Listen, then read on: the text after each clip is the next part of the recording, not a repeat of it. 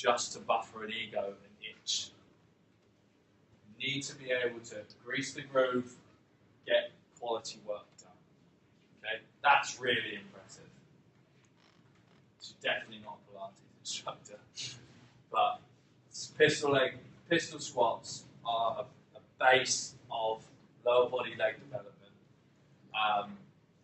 Purely because if you look at the ranges of motion that they're covering through, that ankle, you know, we look at a knee to wall all the time at work, and we look for a minimum of 8 centimetres.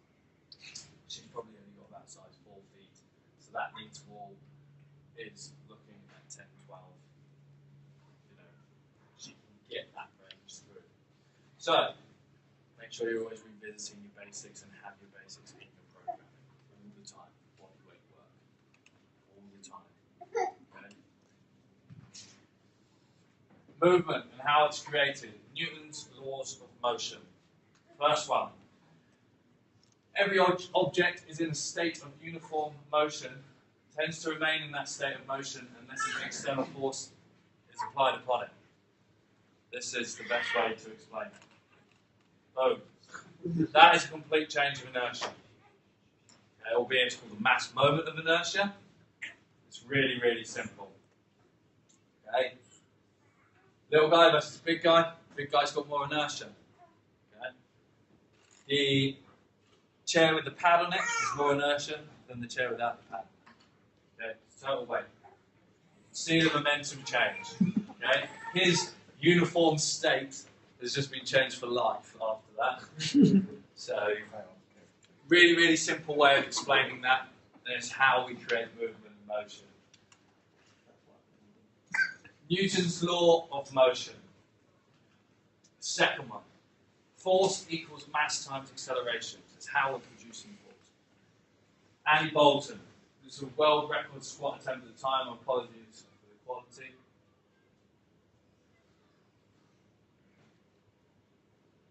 Okay, force equals mass times acceleration. So do you think that he is trying to push that up slowly? No, he's got to produce a hell of a lot of force by accelerating really forcefully to make this work. Okay? Then, exactly the same law. Force equals mass times acceleration. It's exactly the same.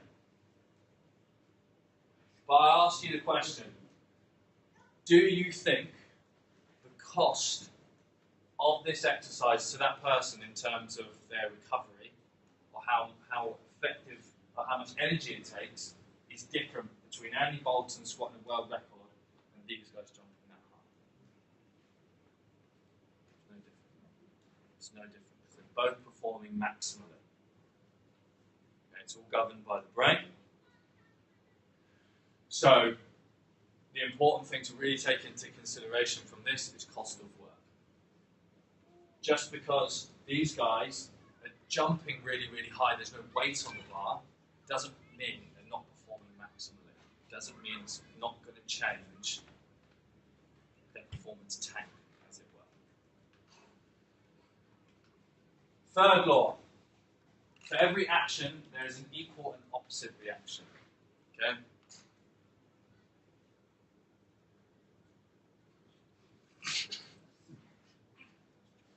The best way to explain this. Forceful throw.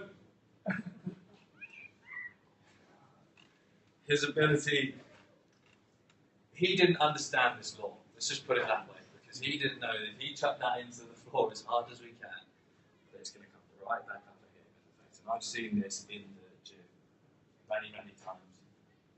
So, if we're producing, take the high jumpers, take Andy Bolton, okay? Every action has an equal opposite reaction. The force through the floor to move the external load is Newton's third law. When we jump, when we reactively bound, when we sprint, equal and opposite reactions. The effort that we're placing through our system to create energy is Newton's third law. So it's everywhere. So how much force? So the speed at which we do it, let's take the high jumpers and Andy Bolton. One squatting really, really heavy load, one jumping really, really high. Where do you think Andy Bolton is, the big squat?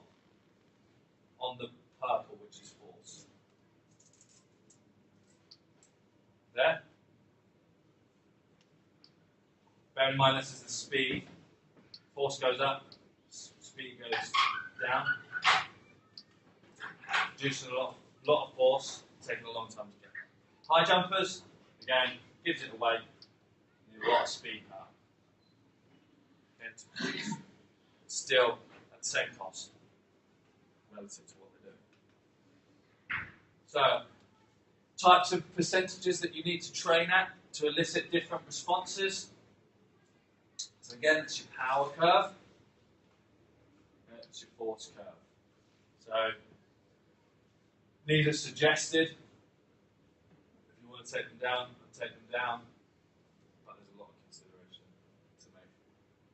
So, a nice little graph that demonstrates how much perceptually the high jumpers are producing a lot of force, but it's at speed.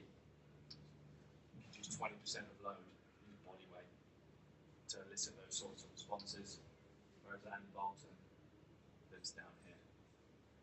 Team sport athletes live here, live here, here, live here. Okay, so you have to encompass the whole being. Name a position in rugby which needs maximal strength. Yeah, scrummaging. That's all. You need an adequate amount of strength to perform tasks, for the most part, but you don't need a 700-pound squat to be a winger, centre, scrum half. Okay? You need to be optimal in your power outputs, speed, strength, your ability to produce things quickly.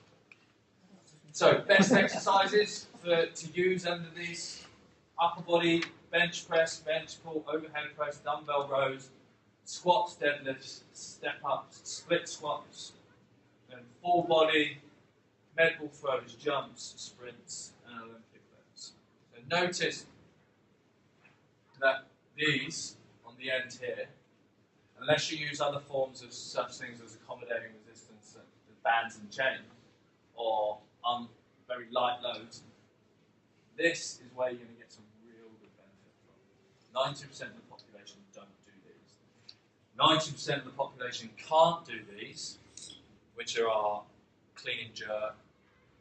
But again, it's just 90% of the population think they can do these. Okay? They produce force in the wrong ways. Most of them, it's my little gripe with them, look like star jumps and all sorts of horrible things. They're not optimally producing force. Everything needs to have great centration, great alignment. So basic exercises, basic movements, trained in the right way will give you the right response to educate your force production to enhance your performance. Preplin's table.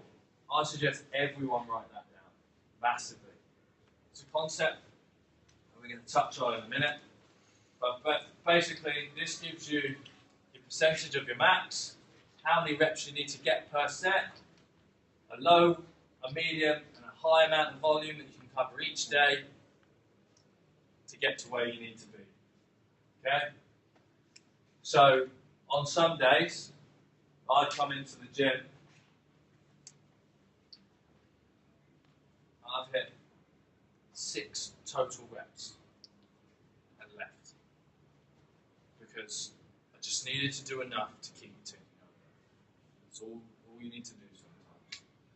And this is as you progress up, this is as we're progressing up the pyramid. As long as you're underpinning. I didn't just do 6 squats. I came in, put my layers in, did my movement prep, did my performance prep, my stability, my core, all my base preparation work. And then just for that day, all I need to do is just to tick that box. Get under the bar, a few reps, yeah, I'm still strong. I'm maintaining, I'm good. It's called a dose-load response. And this, again, is what a lot of coaches should fire themselves for, because they don't understand it. And it's what ruins athletes, and it's what ends careers, basically. People think that we always have to train here, all the time. All the time. got to work as hard as we can. Got to work at maximum. We don't. We don't. Rate of perceived exertion. Really easy. A really easy concept to get your head around. That table produced too many numbers for you. We've started to use this scale with the players now in the first team, gauging their intensity and perceived effort in the programming that we're using across on the field and in the gym before. Just so we know we can take care of our players and keep them on the field for a long, long time. This is a subjective measure of how hard you feel you work. Say it. Some personal trainers will use this against you. They go, right, we want to go for a 9 RPE today. We're going for a 9. Don't even ask me how you feel. Okay, well actually I feel a 4. So where do you think you should train if you feel a 4? Or go home. Learn to rest. Learn auto-regulation. Body is clever. It will tell you when you need to back off, and it will allow you to push when you need to push. There's certain measures that you can put in place, such as monitoring tools. We use broad jump measures, so we can test people to go, oh, you're optimum today, let's go. We wouldn't even need to ask. As you progress through and develop, then those are the things that you can use. So it's really a concept of knowing yourself, knowing the levels that you need to be operating at. Rules with the max. So training at max. You have to earn the right to have the load. I put load on the bar, but generally you have to earn the right to work at a certain level. Max is only really truly representative to that one-off occasion. Everyone wants to produce a big 1 rep max lift, and they go, yeah, I'm just PB'd today, so I'm going to program off that PB for the rest of my life until I break it again.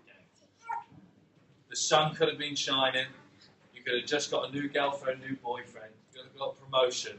You could have won the lottery. What do you think is going to happen to your lift? You're going to PR because everything's going good for you. When it's raining, your girlfriend and boyfriend dumps you. You get fired. You go bankrupt. You're not going to test well. You're going to RPE a 1 that day. So they're only really representative of that one-off occasion. Take all prescriptions from 90% of that. Why? Purely because of what I've stated, and also eliciting strength training adaptation can be done between 60 and 85%. I know a coach who's worked with NFL athletes who PB'd in the combine in season did not train his athletes over 65% on all of his big lifts. Didn't go above 65%. Why? Because you don't have to. You don't need to. Don't chase the bar, okay? Because the bar will break you. The bar doesn't have feelings, and the bar doesn't need to auto-regulate and steal. So, strength is a product of the skill. Joint centration.